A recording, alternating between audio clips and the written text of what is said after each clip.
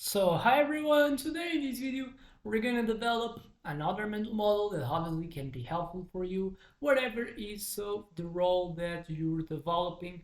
You always gonna have the need to get the best as possible of decision making, which team can provide. And this is a skill as we can say that thinking is, as memory, as talking, every one of them can be improved. And then so you cannot adopt a fixed mindset accepting that you cannot evolve in that specific skills. And decision making is the basis of everything. If you make the good decisions, you don't really need much more. Why you have value, or why you kind of attach value to having memory, because you think that as much information you got, you're going to improve the way that you so act towards the world. Why you think that thinking is a good type of skill that you need to develop? Because thinking is like improving your system of adopting a more deep perspective of see the reality, with so the hope that this can provide a higher ability to provide best type of action. And so if you provide the decision making process on you more type of inputs that are truth and mental models, so they play a role here, you can be more prone to get more success, whatever is the field that you want to get that success and prosperity. And then today we're gonna talk about another mental model that we've gone started in a series now that you're more in the field of business. And what's the mental model that we're gonna talk today? The experience curve. All costs decrease with experience. This is something that explains a lot the scale that a lot of the business tend to have, that makes them have also to, as much more they produce, much lower is the cost to produce more, and then so they can dominate the market by producing so much at lower costs for the majority of people. But then prior to that, I already expect you to help me, since I'm going to try to develop your decision making skills. And you can help me by subscribing, putting a like in this video if you like. I hope you just click in the button of like after the final of the video, after so you have got the experience, and see if you have liked or not. And then so afterwards may some type of videos trigger your interest and you provide you more insights. And then so experience curve, it's a mental model from business that talks that how efficiency is created, mainly caused by the cost reduction that we can create as much so we produce. And this can be a key to staying competitive and dominating the market, since we're a lot sensitive as consumers to the price of the thing that I'm about to buy. It's one of the main type of predictors if I'm going to buy something or not. It's definitely the price. And then so we're going to explore it. This was a mental model that was kind of developed first by the Boston Consulting Group, the BCG, in the 60s. And so how they have stated the experience curve is that the more a company produces, the lower the cost per unity is, which so obviously over the time so as well decreases the average cost that initially was higher. But obviously this is something that just happens to the time, because we can reach a point that you produce so much that you enter in scarce of having resources so to continue having a continuation of producing. And then so sometimes the curve costs can start increasing again. So it is something that can happen, but in some specific spectrum of production. And then so what I have to understand, what was like a pattern. Typically, costs decline by 20-30% every time cumulative production doubles. It's so a specific interesting type of statistic that was taken from the study from this consulting group. But then so how it works? Why we kind of spend less as much more we produce. Learning effect. Workers and managers become more skilled, reducing errors and improving process. That's something it's common.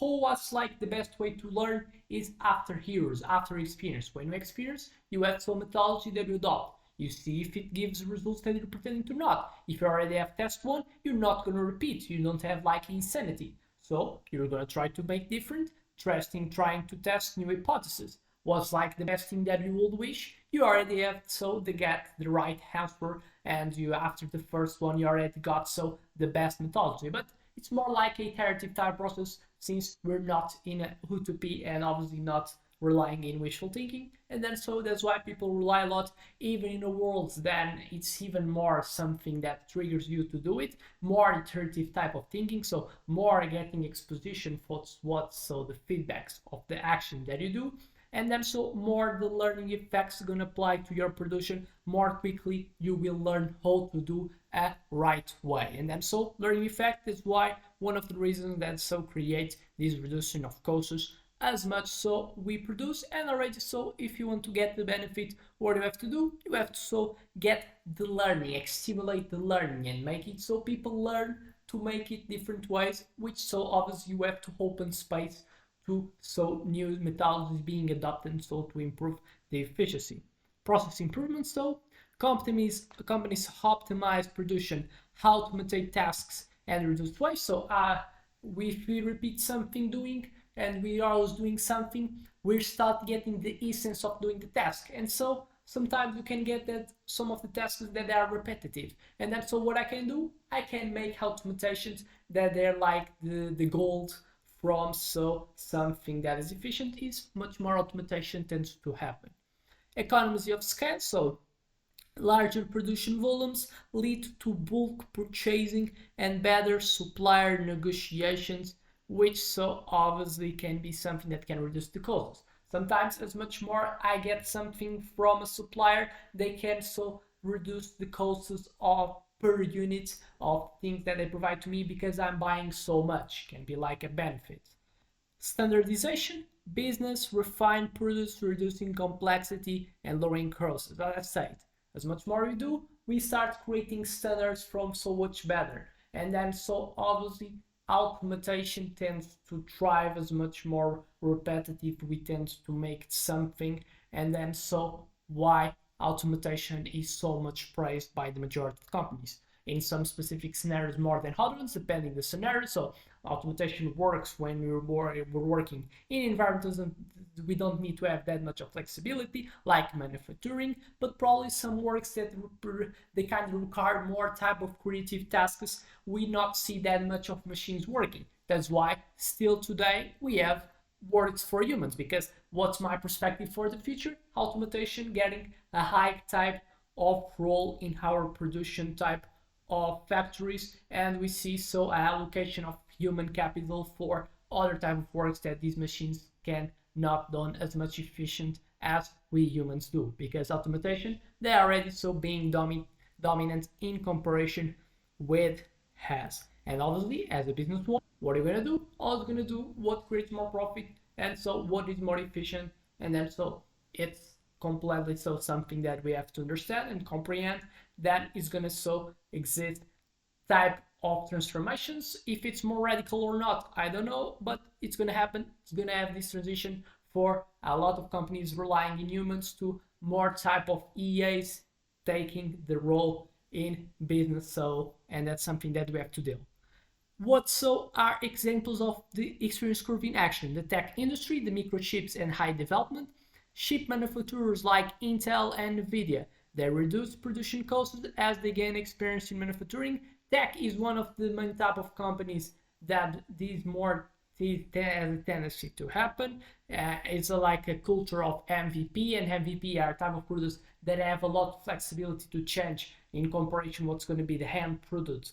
And so the initial product MVP exists like a lot of flexibility, is like a human born, has a lot of plasticity. It's something that we got like as a gift in comparison with other animals, which so increase our potential where we can be. The reality is that we're born as with a lot of fragility in comparison with other animals that are born already made to survive. But as we got in a good type of culture, we have more potential because culture develops our brain, our language. We have a lot of interactions. We have like systemizing the way of producing new people for the society, remaining so the society with a good level in comparison with a business. It's something that we rely. So if we have the ability to get a product that we still have a lot of flexibility to change it, is something that's positive, because the reality is that we're making products to sell it, and as much feedback I get from the real consumers, more I can change so my value chain to adapt more for what consumers really want. And then so it's something that reduces costs because I start not spending costs in things that people don't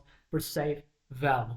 Automotive industry, as I said, that requires a lot of automation. Tesla and other EV manufacturers have seen drastic cost reductions as production scales, so they're able to scale production, reducing the costs. And fast food chains, McDonald's and Domino's, automation rely not in standards that the workers rely on, obviously reducing so the type of deviation that could exist. That is something that reduces productivity. So apply it, invest in training and process optimization, rely on learning, scale up production strategically. It's not has to do something that is just like in one span of time. Take the span of time that you need it. So have obviously all process of learning that you have to rely, not so get too much fast, don't rush. Standardized operation is always good. What so doesn't have variability, so it's a higher probability to always go in a certain way, and it's something that's positive if it's the right way.